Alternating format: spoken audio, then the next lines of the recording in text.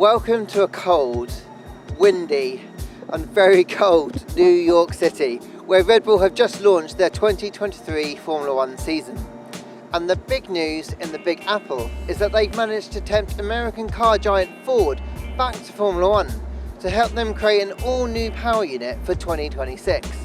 It means Ford are reunited with the team they used to run as Jaguar Racing.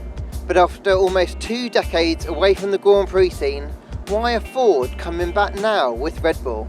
Well, 2026 will herald the arrival of a brand new generation of power units in Formula One.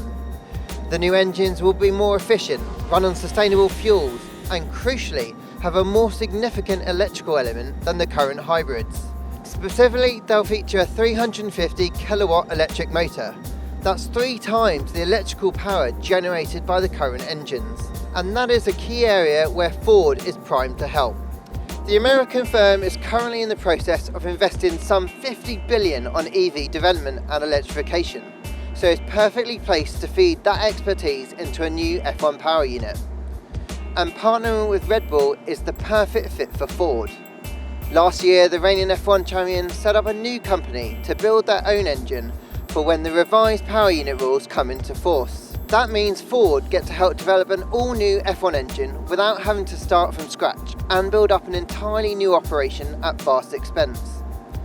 It also makes perfect sense for Red Bull, who will continue to run their current Honda-derived power units for the next 3 years with support from the Japanese firm.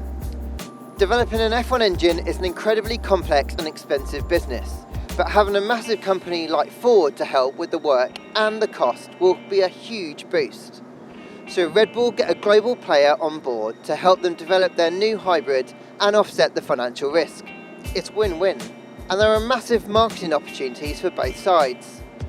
Ford get to hook up with a hugely successful modern Grand Prix team and cash in on Formula One's massive rise in popularity, particularly in their home market in America.